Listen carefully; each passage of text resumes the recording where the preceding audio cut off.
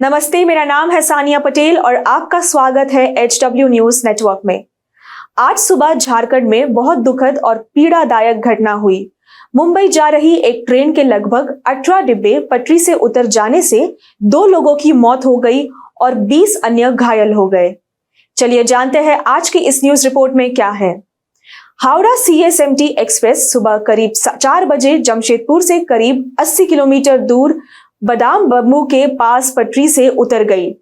अधिकारियों ने बताया कि ट्रेन के पटरी से उतरने की सूचना मिलने के तुरंत बाद बचाव दल को घटनास्थल पर भेजा गया।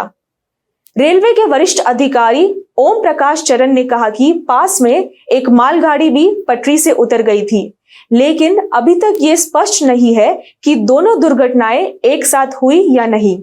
उन्होंने बताया कि पटरी से उतरे 18 डिब्बों में से 16 यात्री डिब्बे थे, एक पावर कार और एक पैंट्री कार थी।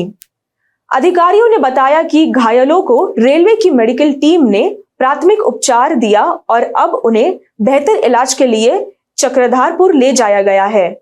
उन्होंने बताया कि ट्रेन के पटरी से उतरने का सही कारण अब तक पता लगाया जा रहा है। अधिकारियों ने कहा कि दुर्घटना के बाद मार्ग पर कई ट्रेनों को रद्द कर दिया गया है या उनका मार्ग बदल दिया गया है। 2024 के पहले 6 महीने में ही भारतीय रेलवे में 7 बड़ी दुर्घटनाएं हुई है, जिसमें 4 दुर्घटना ट्रेन के पटरी से उतर जाने की वजह से हुई है। ऐसी दुर्भाग्यपूर्ण ट्रेन घटनाओं की बढ़ती संख्या ने रेलवे सुरक्षा के बारे में गंभीर चिंताएं पैदा कर दी है और ऐसी घटनाओं को रोकने के लिए कड़े उपाय की आवश्यकता की है। TMC राज्यसभा सांसद सुष्मिता देव ने आरोप लगाया कि पिछले 10 वर्षों में रेल दुर्घटनाएं काफी पैमाने पर बढ़ चुकी है। रेल दुर्घटना की खबर निराशाजनक है। हादसे में 2 लोगों की जान चली गई और 20 लोग घायल हो गए। देश में क्यों हो रहे हैं ऐसे रेल हादसे? इसका उत्तर कौन देगा? प्रधानमंत्री मोदी कहते हैं कि ये विकसित भारत है, लेकिन मेरा मानना है कि पिछले 10 सालों में रेल दुर्घटनाएं बढ़ी है। लोगों की सुरक्षा के लिए कौन जिम्मेदार है? मुझे दुख है कि आज सुबह फिर से एक बार एक ट्रेन दुर्घटना की खबर आ रही है। ये जो मुंबई हावड़ा एक्सप्रेस है, यहाँ पर एक दुर्घटना हुई है। 2 लोगों की मौत हुई है, कुछ 20 लोग घायल हुए हैं।